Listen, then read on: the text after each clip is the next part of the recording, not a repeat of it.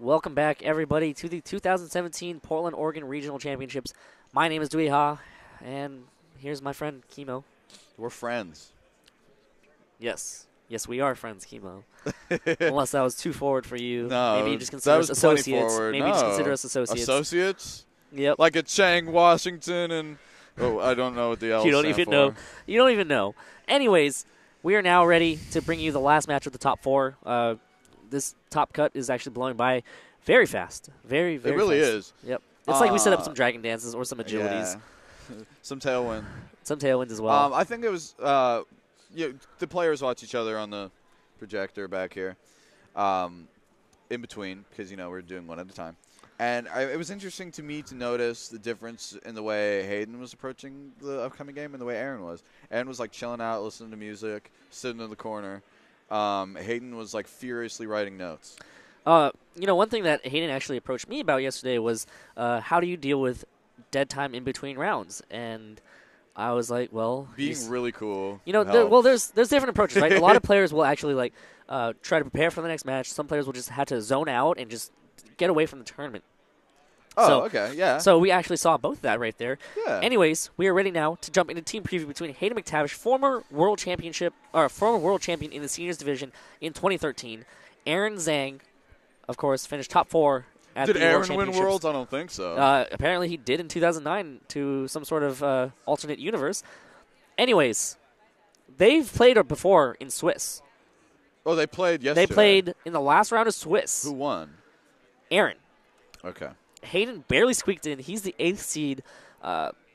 He was the 3rd highest X and 2 that actually made cut. And we're going to have to see if Hayden can adjust and make any adjustments from his set yesterday in team preview. Hayden running the Mandibuzz, the Snorlax, the Tapu Fini, the Marowak, the Kartana, and the Garchomp. Aaron, of course, with that Driftblim, Tapu Lele, Garchomp, Kartana, Metagross, and Arcanine. I think the matchup is fairly even, maybe slightly toward Aaron. The Facade Snorlax actually incredibly potentially helpful here, but the double steal kind of takes away from that, especially with the Arcanine and the Arcanine there. Marowak looks decent, but doesn't enjoy those Lele Psychics. Hayden does have Mandibuzz to try and match the Tailwinds. Mandibuzz doesn't really appreciate burns. Tapu Fini, very potentially annoying to Drift Lele teams because they are potentially slow enough to remove the Psychic terrain. Tapu Fini and Snorlax are led for Hayden McTavish. Aaron Zheng leading Tapu Lele and Driftblim. So going to go ahead and activate the Psychic Seed, boosted special defense, and also at the same time activate that Unburden, which is why Driftblim is so popular. Tapu Fini does get to set up the terrain, the Misty terrain at least. Just from that turn, we've learned that Tapu Fini is going to be a major player in the set. It's slower than Lele, so you remove the terrain immediately. You prevent Snorlax or anything else from getting burnt. We do know that it is Taunt Lele, which is kind of annoying considering that both of Hayden's Pokemon prefer setup sets in Calm Mind and Curse. But that means that Aaron kind of has to choose between them.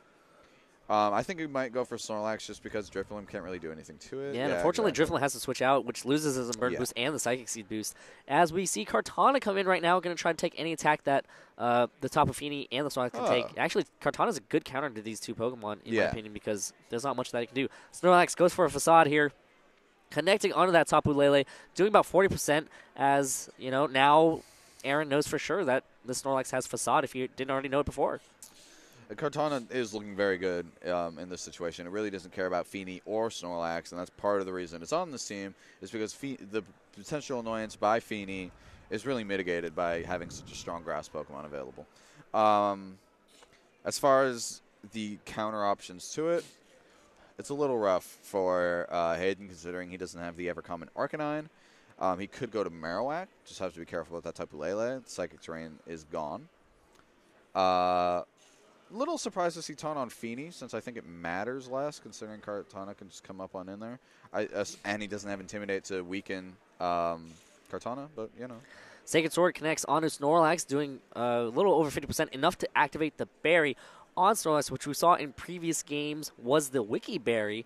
And now Tapu Lele over on Aaron's side goes for a Moonblast here, going to connect onto the Tapu Fini, doing a good amount of damage, about 50%, and also gets a special attack drop as Tapu Lele takes recoil from the Life Orb. And Tapu Fini content to just go back for a Moonblast. Targeting down this Tapu Lele, is it going to be enough to pick up the KO? No, Definitely it is not. As Snorlax does get to go for the Facade, though, and that should pick up the KO. That did look a little rough for Hayden, but nothing he can adapt to. Removing Lele is pretty big, and the first KO of the set, really. It gives him the ability to kind of outplay Aaron a little bit, just because he's more limited in his Mon selection, his switching choices.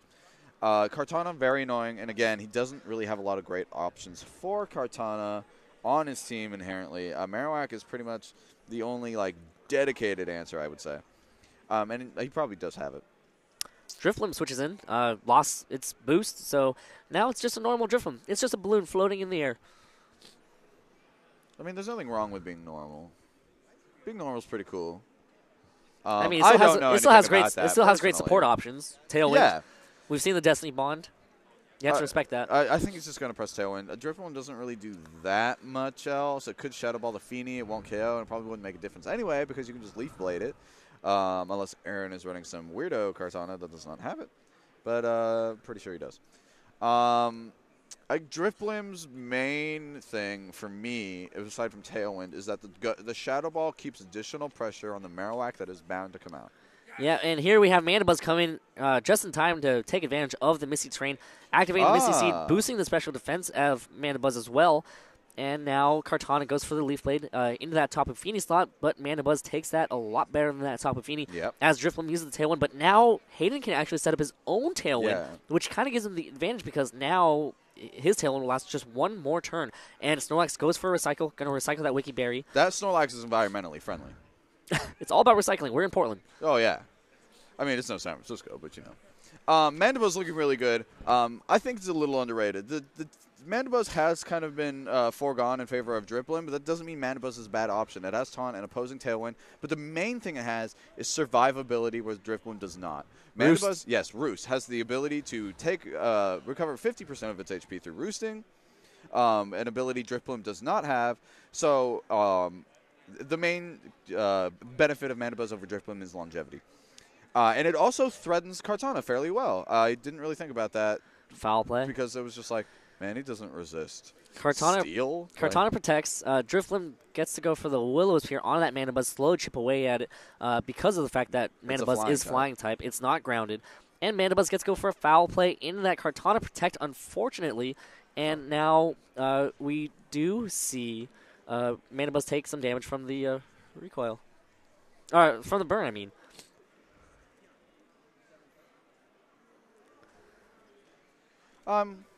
Decent position for both players, really. Yeah.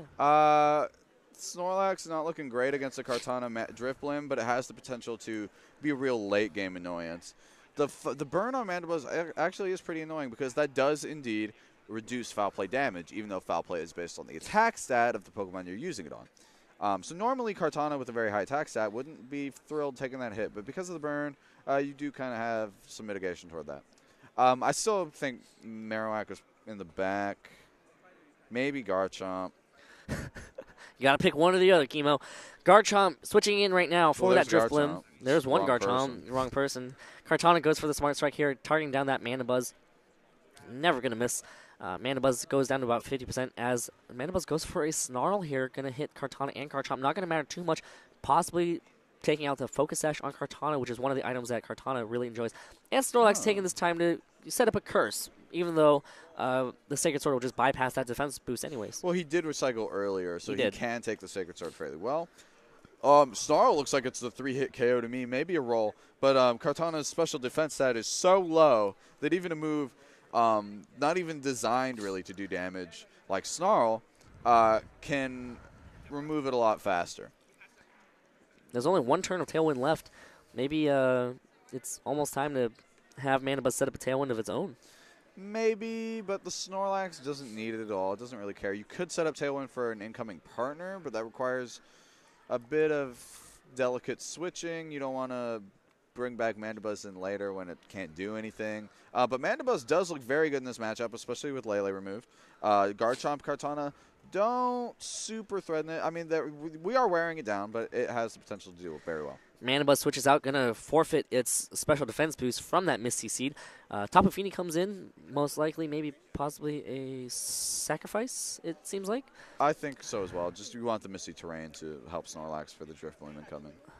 Yep, and the Smart Strike connects on Tapu Fini, does not pick up the KO, and it heals back up thanks to what I believe is the Mago Berry. So many pinch berries, and Garchomp goes for a Fire Fang here on that Tapu Fini. Actually, that's a pretty good switch. That's a very solid switch from Hayden McTavish. As Garchomp gets hit with the Facade by that Snorlax, does get dealt some rough skin damage, but at the same time now, Garchomp's ready to get KO'd by Snorlax the next turn.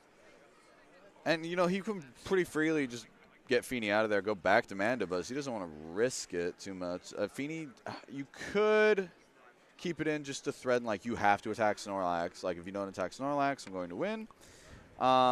So I wouldn't blame him for staying in, going for a Moonblast to try to remove Garchomp.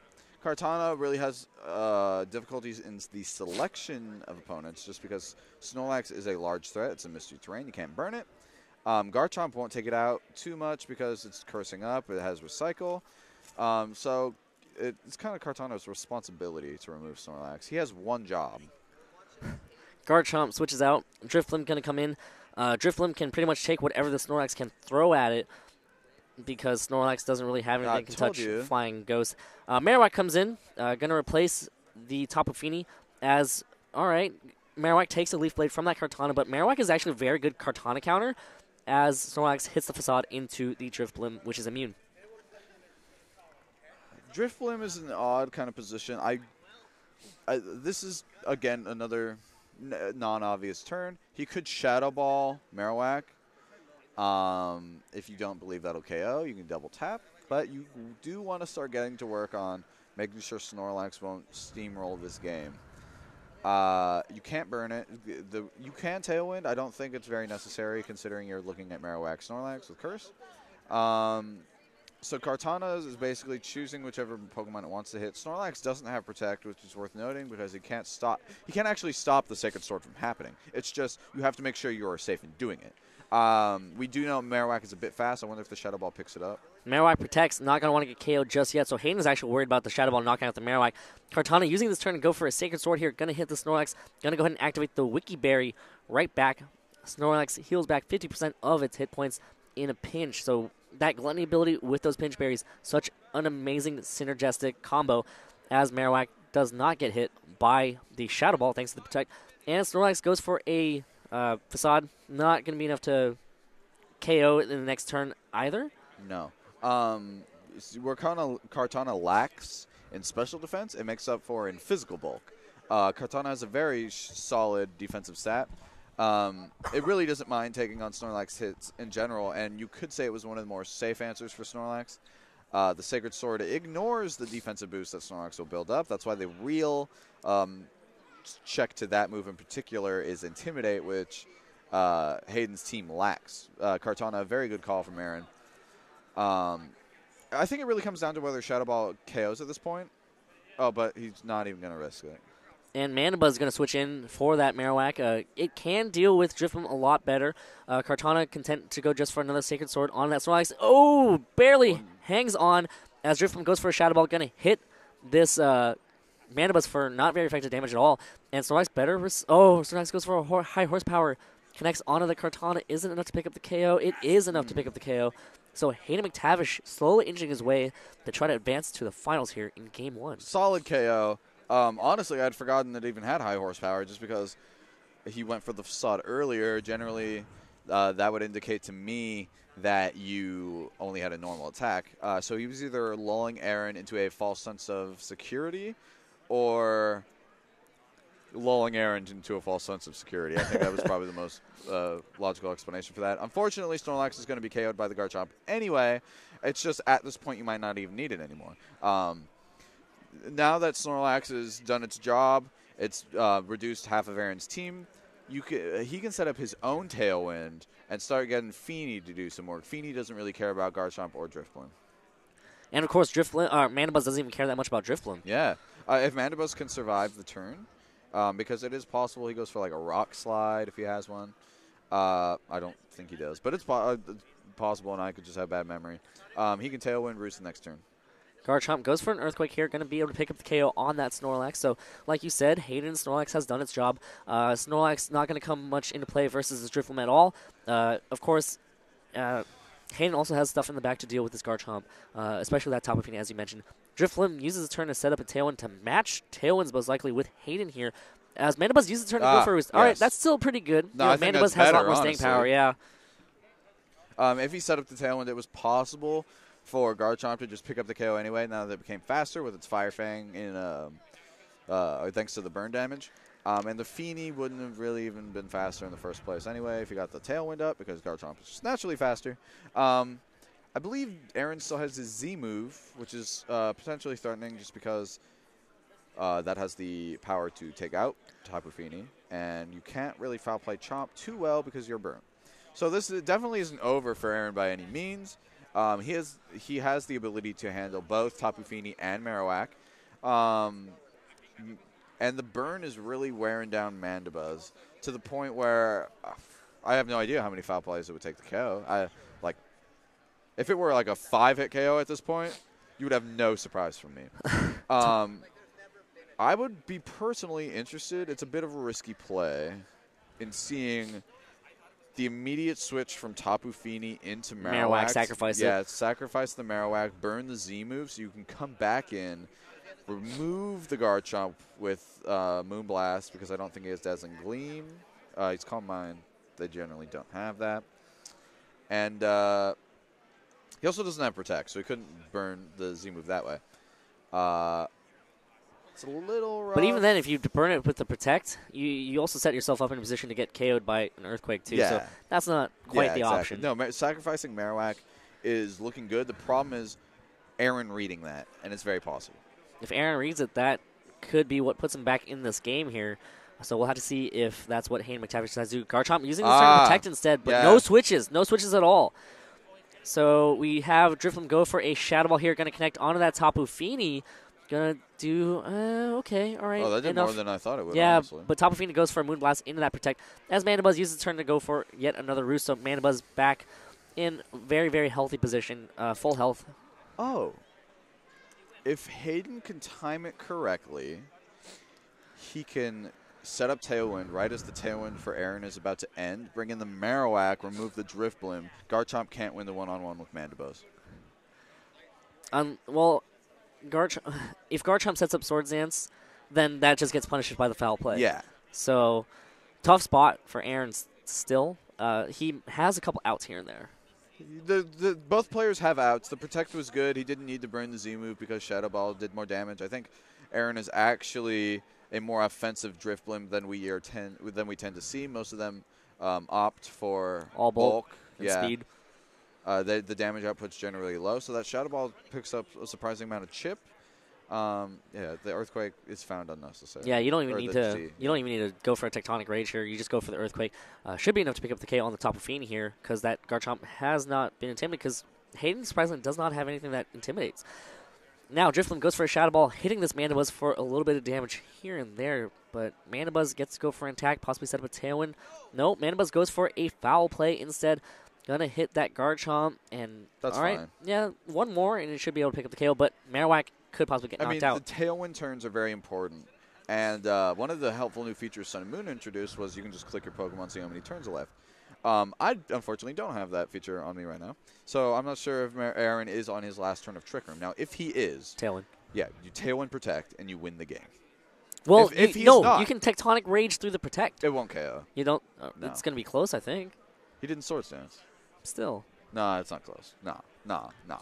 If it KO'd, I would be pretty surprised. Remember, you said it's a Turbo Whack from earlier. It is. You got me there. I still don't think it'll KO. I think he has to. The bigger problem is if it's not the last turn of Tailwind, and he has to go for a double Protect on Marowak if that's the case. We'll have to see. Time's running low for Hayden McTavish here. Hayden is a player who takes his time. As we've seen, I'm not particularly worried about it. I think he'll come through on that. And, I mean, we just saw his The little last timer turn of bar tailwind. go Last away. turn of tailwind right Oh, here. okay. Thanks, Box. Marowak God, goes new for the protect features. here. Is Garchomp going to be able to pick up the KO with the Tectonic Rage through the protect? We do see Aaron activate the Tectonic Rage right now. Is it going to be enough? Is Marowak going to be able to hang on? It's going to be pretty close, I think. I think he'll take it. It could crit. Okay, well, like, consider this. Yes, Mandibuzz can potentially win by itself. it can. Snarl and Because the foul Roosting. play damage earlier was pretty good. See, I told you, dude. All right, Marowak hangs on. All right, it was still pretty close. Drifloon goes for Destiny Bond. Oh, Yeah, that's a trap that Aaron wants to set. I honestly, it's not a very good trap. That's like It's something. it's like putting a sandwich in the forest to catch a bear without like the claw part to catch the bear. Because like he's going to KO the Drifblim anyway with Shadow Bone, and like if the Destiny Bond takes the Marowak, Yeah, you like, take that. you You don't take that care. if you're Hayden, yeah. yeah, But Hayden has to hurry up. yeah. I mean, he's got plenty of time. I think foul play Shadow. If Drifblim takes the Shadow Bone, that is the heartbreaker. But even then, like, Aaron's Snarl. You just go for a Snarl. no. No? Shadowbone foul play. You're adamant Marowak with thick club. You are buff. You go for it. So it's not Turbo Whack anymore. It's just Buff Whack.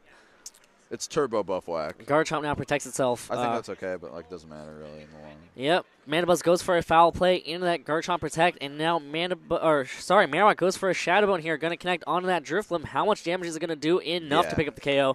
And now Mandibuzz should be able to seal the deal versus that Garchomp. So, like you said, Get that's some applause for Hayden in the crowd. That's a trap. That's a trap. It's a trap. I mean, it's a trap, but Marowak It was a trap went that up. was set. I can hold it.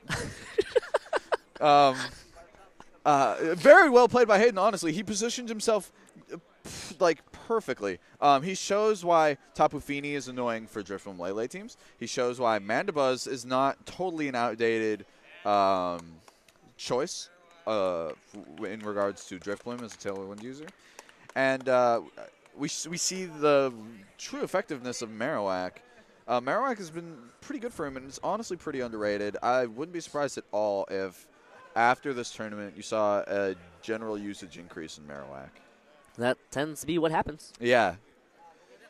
It's because they can't think of their own ideas. Or whatever people complain about. Here we are getting ready to jump into Game 2 now of the 2017 Portland, Oregon Regional Championships. Hayden McTavish took Game 1. Aaron Zheng, tournament life on the line, needs to win 2 to be able to clinch his Day 1 Worlds invite. And adjustments are kind of difficult. Like Snorlax, something you might not have initially thought did great, considering Double Steel, Drifblim, Arcanine, but the high horsepower pays off. Yeah, the high horsepower really pays off, and the presence itself distracted Aaron. Like it reallocated resources that Aaron could have used to prevent like the Mandibuzz doing work at the late game.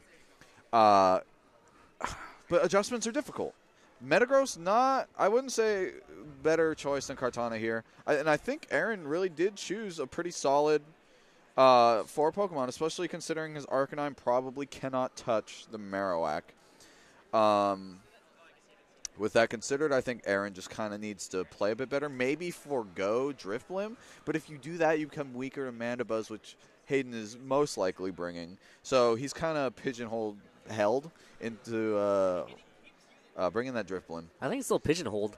Is it? Yeah, because it's a hole, like a hole, not like a full piece of something.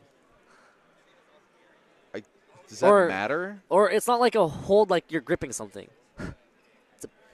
Never mind. That's English. We're not here for English lessons. Yeah, I know speak English. I speak Pokemon. Getting ready now to jump into Game 2. Hayden McTavish. Can I also mention that Hayden's fashion choices here are also better than Aaron's? Not really? Big on Aaron's fashion decisions in game. No, I don't like the fedora. I don't like the contact lenses. No one has gray eyes, dog. Kartana and Mandibuzz are the Pokemon that Hayden decides to lead with. Kartana and Tapu Lele are Pokemon that Aaron decides to lead with. No Drifblim just yet. Not sure if he's even going to decide to bring Drifblim. Advantageous lead for Hayden immediately. There could be Drifblim in the back. It's not a common tactic relative to a majority of the Driplim late games. But in this situation, it can do its job just fine. Kartana on both sides, I wouldn't be surprised at all to see Aaron's Kartana go for the other Katana, just because Lele is scared. I don't really expect that to stay in. So basically what I expect, you either see a taunt come out from Lele to stop Mandibus from setting up Tailwind. You see a switch from Lele to prevent Smart Strike from KOing. You'll probably see a Sacred Sword on Hayden's Kartana. Aaron doesn't like Kartana. You'll see, well, no, you can actually see the double tap on Kartana on Aaron's side. Foul play, Sacred Sword. Well, Aaron decides to switch out the top of Lele. Going to switch in the Drifloon. Yeah. Going to get the Unburden boost. Going to get the Psychic Seed boost. Possibly even take a Leaf Blade or a Sacred Sword into that slot. But we do have the Bloom Doom come out. Totally Kartana. forgot about that. Well, it's going to hit the Drifloon. So. Yeah, it didn't matter. It was not used just as effectively as he might have liked. I almost wonder if he should have substitute there. Maybe, I mean, it's likely that Aaron's Kartana is attacking Hayden's. Wow, that does a lot of damage still. I like Kartana. Kartana It's okay. on Aaron's side goes for a Sacred Sword onto this Kartana on Hayden's side. As Yeah. Mandibuzz uses turn to set up a Tailwind. So, all right. Now this Kartana will be able to pick up the KO on Drifloon.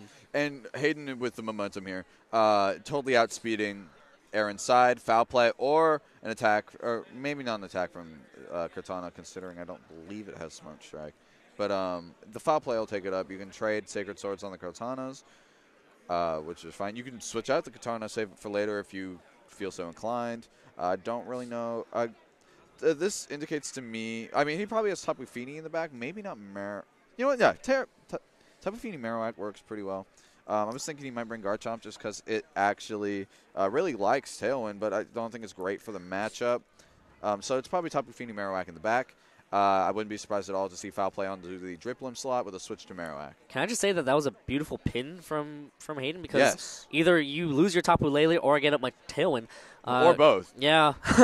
Garchomp switches in for that Drifloon, not wanting to get KO'd just yet, and now Aaron's on the defensive as he has to protect with his Kartana, trying to possibly stall his Tailwind, and goes for a Leaf Blade onto the Garchomp, and Kartana hangs on from the rough skin, and Mandibuzz goes for foul play into that Kartana slot. So I kind of would have liked the double tap on the Drifloon slot just because if the Leaf Blade KOs, it redirects into the Kartana anyway. But like very solid damage onto the Garchomp. Foul play looking excellent here. Again, Aaron really in a bad spot. He almost has to wait out the Tailwind, and even if he does that, he'll be bringing back in a Drifloon that doesn't have its buffs anymore. There's still 2 more turns of Tailwind. It's like Kartana when you have so much momentum, Tailwind is all about making the most out of few turns through just pure offensive pressure. Wow, that Bloom Doom. So much damage to that Drifloon. That put so huge much pressure damage. on that. Aaron thought he could maybe get around it, but unfortunately, that Bloom Doom just did so much. And the Tailwind follow-up just really put him in a rough spot. Yeah, smart play. Very, game-sealing spot. Kartana on Aaron's side has to switch out. Going to go in a Drifloon right now. Hoping for that Sacred Sword. Possibly sacrifice, but the Leaf Blade picks up the KO on Garchomp right now, and that could be a KO on Drifloon as well. But in return, the Kartana is knocked out. I mean, worthy trade. You have enough momentum going that you don't really care as much, and the foul play is probably going to take that out. Yep. So now Hayden is in full control of the terrain, and he has Mandibuzz, which doesn't. They can still take a Moonblast. They can take a Moonblast, and it'll get the special defense boost once the Fini comes out. If he if Hayden does have Marowak, which I think he does, he can't really do anything. In Tailwind, Marowak outspeeds both, I believe. Kartana doesn't do anything normally. Anyway, Kartana loses to Mandibuzz. Lele loses to Marowak. So you might it could get a little messy. He might go for some taunt stuff later on the Mandibuzz, but that doesn't matter either because Kartana doesn't threaten Marowak. So you would come down to a point where you chose between KOing the Marowak or letting him get Tailwind up to start the assault again. Oh, yes, Snorlax. I don't know how I feel about that. You don't know how you feel about that? No, because like Tapu Fini Marowak is the game ender. Now, I mean, it's well. Actually, I don't know how I would feel about that at that moment. Anyway, just because Snorlax gets basically zero benefit from the Tailwind. The Mandibuzz Snorlax clash is a little odd. It's more so to cover ground as opposed to use each other's strengths, really. I mean, well, in doing that, it's like sort of using strength, but you get what I'm saying. But Mandibuzz is still looking like it's in a good position. The Psychic Terrain doesn't have too long to be up. I think you'll see an attack from Lack. You'll see an attack from both of Hayden's, a Protect on the Kartana and a Moonblast onto the Mandibuzz, just in an attempt to prevent him from getting another Tailwind and having Kartana run through Hayden's team. That's true. Mandibuzz goes for the Snarl, going to weaken the special attack stat on Tapu Lele, and possibly breaking a Focus Sash on Kartana as Tapu Lele's special attack stat drops. That was a critical hit on it. Kartana gets to go for a Sacred Sword now, going to connect on a Snorlax, doing a lot of damage, but going to go ahead and activate that Wiki Berry, that Pinch Berry coming through clutch. I mean, Snorlax is just so gluttonous. It is so gluttonous. And Tapu Lele now realizing that I need to knock on the Snorlax, going to try to go for it, but gets not that far. But now, I don't know about that curse. I don't like that either. I don't know about that curse. Yeah, he should have attacked one of them. Probably. Because like he's not getting anywhere from that. Kartana was going to attack that slot anyway because Lele wants to taunt the Mandibuzz to prevent it from setting up another Tailwind just to be annoying later.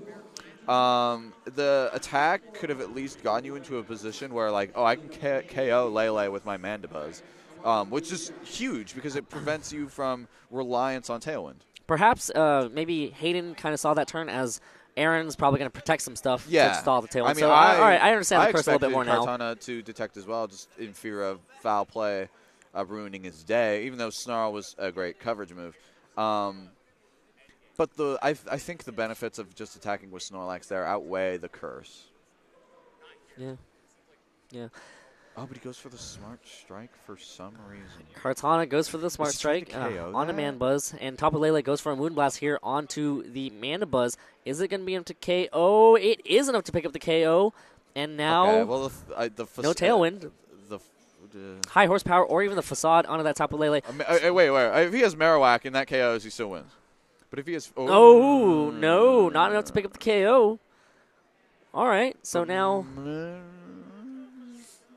the entire audience is also like, what is going on? Tapu Fini comes in. Oh, boy, this took a different turn of events. Yeah, it did. If only he switched in that Tapu Fini to get that Misty Seed. He would have been able to take that Moonblast, for sure. Good play by Aaron. Like, I don't want to take this away from Aaron. That was a good decision, and he's like making a situation that looked pretty bad not look so bad anymore. It's like Aaron's in the lead now. To be fair, I'm not sure how much damage that Sacred Sword is going to do to that Snorlax. I'm not sure if Snorlax will be able to hang on. It will not. Okay. Look. You Sacred Sword. Snorlax, oh, right. It can't protect. The Sacred Sword. The Sacred Sword. Right. I know it ignores curse. Yeah. The Sacred Sword actually activated the Wiki Barrier. That's right. Yes. So then you get the Beast Boost. Even if he KOs, he basically needs Fini to KO Kartana and hope he doesn't just Leaf Blade in the first place. Yep, and Sacred Sword connects onto that Snorlax, going to pick up the KO and activate the Beast Boost. Of course, Smart Strike can't miss, so you can't even go for Muddy Water accuracy drops at all. Please don't do that. I mean, maybe, but like... Well, Tapu Lele now goes for Moonblast. Moonblast is also the correct play. If he gets the special defense drop, that's guaranteed win. Nope. And Tapu Lele knocks itself out. So, sub? Nope, go straight for Muddy Water. Yes, substitute would have been good because then, I mean, maybe not too much long-term stuff because unfortunate. Absolutely unfortunate. Yes. I just felt like Aaron played well. He played to what the situation gave him, but that situation was more dictated by Hayden misplaying than by Aaron playing. Yeah. And I think it's interesting to notice Hayden's timer. It's not red. He didn't take as much time as he normally would have throughout stream, really. So I think what Hayden really needs to do is just take a deep breath, maybe drink some water if you have it, and like step back for a sec and like relook this situation, he was in a winning position. He had finals clinched, I think, and because it's possible, like maybe he didn't, but it would have been the odds were a lot higher if he had not gone to Snorlax immediately. But hey, we get a game 3 between these two. Yeah, we do get a game players. 3, and we get to see how Hayden kind of deals with that unfortunate situation. I almost wonder if this comes back to how people deal with downtime as players. Because, you know, Hayden was, like, fiercely writing notes. He seemed a bit more uptight about the matchup. Aaron was, like, you know, relaxing, listening to some music, probably some Logic.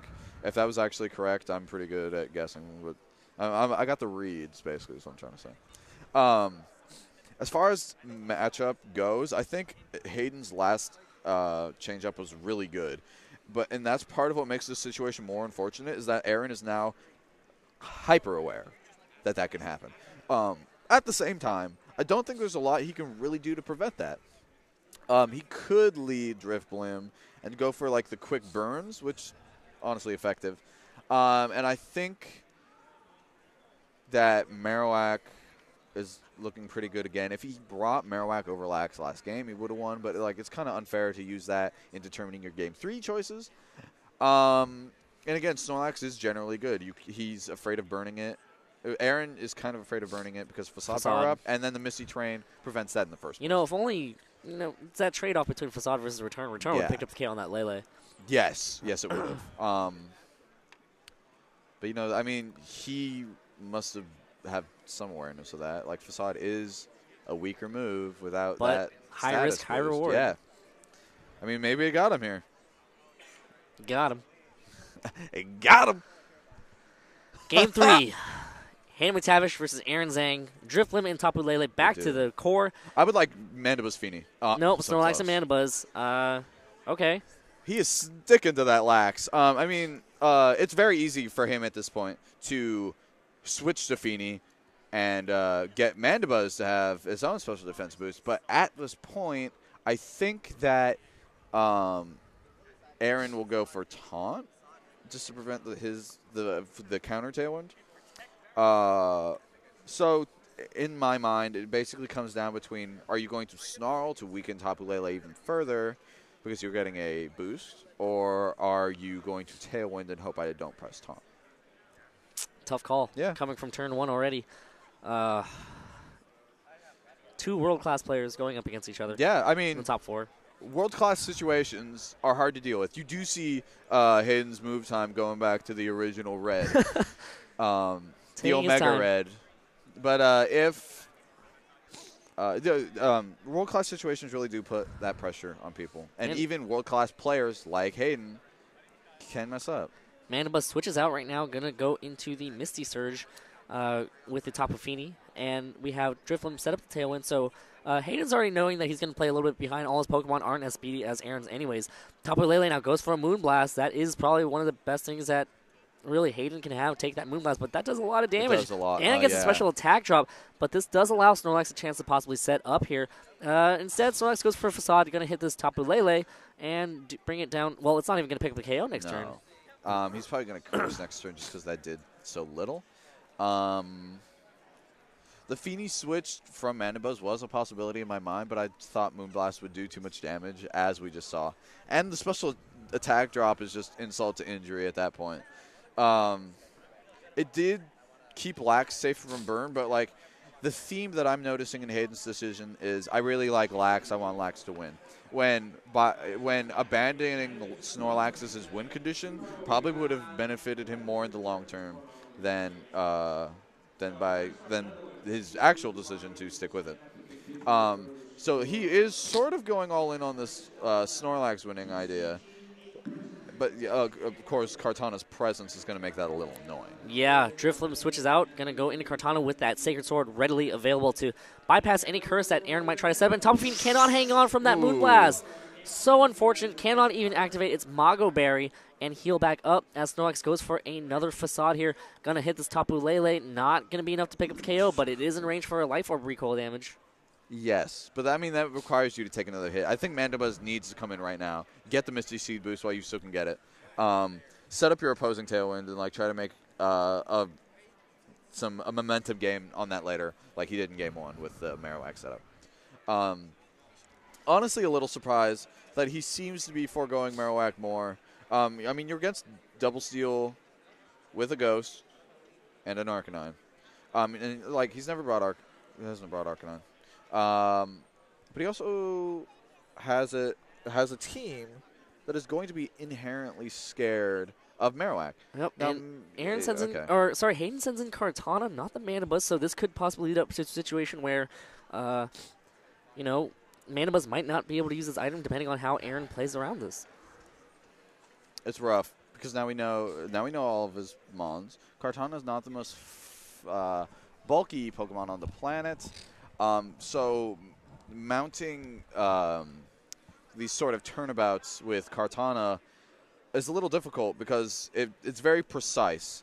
You don't have the bulk to like make a mistake. Really, you don't have an Assault Vest. You don't have a Focus Sash because you're carrying that Grassium Z. Yeah, he's Grassium Z, and it's augmented by Aaron's Tailwind. Snorlax doesn't have any damage yet, but time ran pretty low. I'm not sure if Hayden was able to get his move in. Tapu Lele does switch out, though. He's trying to get that Psychic terrain back up, which is free to do. Drifblim comes in, and Snorlax comes out. All right, so Mana Buzz does get the boost, sacrificing that Curse. And he does get the Mystic Seed while he still has the chance. That's always good. And I think Hayden realized that, you know? Yeah. I mean, good. Like, he needed to. Yeah, well, yeah. All right, the Sacred Sword comes out on Kartana. Kartana hangs on. Kartana goes for a sub, but cannot get a substitute up because it is so heavily damaged. Unfortunate for Hayden. I cannot help but feel this is still related to the mindset that Snorlax is my most important Pokemon because he assumed that Aaron thought the same thing and would target the Snorlax. And in doing so, pretty much just cut off his own legs with that. He doesn't have the room for the substitute. Got no damage off. The Will-O-Wisp on Mandibuzz will make it so that Mandibuzz has a hard time removing the Kartana from Aaron's side because removing the Kartana is absolutely necessary in winning this game. But even then, because Tapu Fini has been KO'd and we're going to get a Psychic Terrain reset, if it really came down to it, Aaron is free to burn the Snorlax, except that Facade will be boosted, and have Drifblim sit there. I mean, it's a situation you'd rather avoid, but it's a potentially clutch little tech. Yeah, and Aaron predicting the switch goes for a Shadow Ball into that Mana Buzz, not targeting down that Kartana at all. Also probably predicting maybe to protect, not wanting to get KO'd just yet. And we have the Snarl connect onto Drifblim and Kartana, breaking the Focus Sash on Aaron's Kartana, and also stalling out the Tailwind. I don't know if I agree with the Shadow Ball there. I think this is a case of just Aaron wanting to avoid burning Lax, but that doesn't really make sense considering Misty Terrain is up. I think Will-O-Wisp was probably better in that spot just because you burn Mandibuzz instead of doing residual chip damage. Yeah, the residual chip damage is going to outweigh the mediocre Shadow Ball damage. Well, you can also hope for a special defense drop as well. Yeah, but then and maybe that's what he wants. But Lele is going to KO itself anyway, and it's likely that he'll get an opposing Tailwind. It's kind of give or take. Well, you don't want to switch Lele in. You're gonna have to sacrifice something. Yeah. So Kartana switches out. If that's Lele, I'm gonna laugh. Nope, goes straight to Garchomp here. Probably might take another Snarl. Drifblim goes for a Will-O-Wisp, gonna hit that Mana Buzz and burn it, and slowly chip away at it, taking about 6% damage per end of turn. Mana Buzz using this turn to set up a roost. This could be a chance for Snorlax to start setting up. If there's a Snorlax, there could possibly be a way.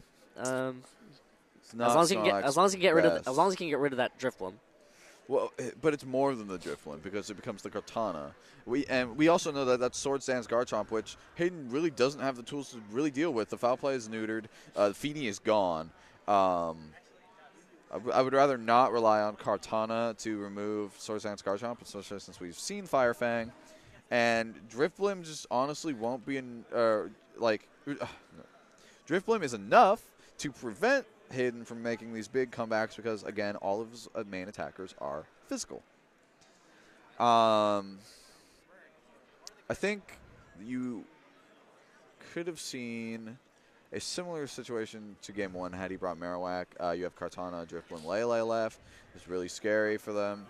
The guard chomp is very annoying, but that really comes down more to the lack of preservation for Tapu Fini. We'll have to see how this plays out. And boy, Hayden, tough hill to climb. Aaron still has all 4 Pokemon. Drifblim switches out right now as Kartana comes back in, saving that Tailwind option for probably later if necessary. And now Garchomp goes for a Tectonic Rage right here, going to target down the Snorlax. Not going to set up a Swords Dance, but just going to go straight for the Tectonic Rage, getting as much damage out as possible. And, of course, that can just follow up with a Sacred Sword from that Kartana. Yeah. Not a terrible move. I might have preferred him to Swords Dance first, just so he threatens a Swords Dance Tectonic Rage, but he probably wanted to get that damage out there as fast as possible, get Hayden on sort of a, oh, wow. Not even enough. But enough for Sacred Sword to end that. Close, I think. It's going to be pretty close. Might take it. The Snorlax is pretty insanely bulky. Some of the highest health in the game, like in general, like higher than like Groudon or Arceus or whatever other legend or crazy mon you might think of. But I don't think that bulk will be enough to sway the game in Hayden's favor. Tough for Hayden. Yeah, tough. But great adjustments from Aaron. I mean, these adjustments that Aaron's making are fantastic. No, the adjustment in Game 3 by Aaron is very good, especially not just in the Pokemon choice, but in the way he's using those Pokemon. And the way he's playing. And Snorlax has to sacrifice that curse yet again to switch out, going back into Kartana. Probably had to sacrifice it. But, like, what does that actually do? Like, you had the potential to take the save. Now he's just +1 Kartana. So unless he's going for the foul play, increase on damage on the Beast Boost, which is, like, decent play, cool play, but yeah, the Swords Dance is also going to come out. Like the foul play increasing on the Beast Boost damage is a good idea, but the burn still might prevent that from working. Yep, and Kartana hangs on, and oh boy, 4 Pokemon still on the side for Aaron. Hayden down to his last over. 2. Sacrifice the Curse boost. Garchomp has a Swords Dance. Yeah, and Snorlax doesn't have Protect, so he can't like try and pivot around using Mandibuzz. To be fair, Garchomp can't Earthquake because that could possibly. He has to pick. I don't like. No, actually the Swords Sacred Dance. Sword, the Snorlax, and Fire Fang, the Mandibuzz, and even if that doesn't KO either one, it still is giving you enough of position where you're like, well, I don't care. I'm just going to. Sacred Sword connects and picks up the KO Snorlax, and that should do it. Mandibuzz just does not have enough options. Kartana has 2 Beast Boosts right now. Garchomp goes for a Fire Fang. That does decent damage. But like and Mandibuzz flinches. Can't even roost there. Amusing to remember that Fire Fang is actually a move with 2 secondary effects. Burn and a flinch. Yeah. Yep. So you're going to see a final between Conan Thompson and Aaron Zheng. Hey, Aaron clinches his Day 1 Worlds invite. He does. It looks like, yep. Don't quite see how Mandibuzz is going to be able to 1v4 this. No. It's not Celestial. It's not Porygon 2. Aaron's adaptions were just superior to Hayden's, and Hayden honestly kind of choked that out in the second game. He, even without the Marowak, the Tapu Fini, which is, like, that was really the turning point of this set. Choosing Snorlax over Tapu Fini when Tailwind was up not only made your Tailwind less effective, but made your Mandibuzz more vulnerable to being KO'd. That was heart-wrenching to watch. That was rough. I mean, Hayden almost had it. He almost clutched it out. But I think, again, you're right. He kind of put too much faith in Snorlax to be able to try to bring it out. And I don't necessarily blame him because Snorlax is one of the best Pokemon in the format. Yeah. But I think especially as a top player, because we know that Hayden is a man capable of winning the World Tournament, you have to be able to look past what is like generally obviously good and think, well, in this situation, it's not really going to help me. Even the threat can like work in team preview, or it can sit in the back and come out later. It seems to me he sped up when he was used to playing it slow. Yeah. Unfortunate to see, but, congratulations to Aaron. Commiserations to Hayden McTavish, but still a well-played tournament. I mean, top 4 Hayden is no McTavish, joke. Yeah. It's a solid place. I have no idea what Hayden's CP count is. Certainly a lot higher than it was before. Yeah. So Conan versus Aaron. It was actually an amusing final for me personally because it is the one I joked about happening last night. Hey, the smart money's still alive. Yeah, smart money's alive. The matchup is a little iffy. Let's but wait a we'll bit. Save that. Let's wait a talk bit. To the people. We're gonna go ahead and take a quick break, and Oh, when we return, the finals here Got at it. Portland, Oregon.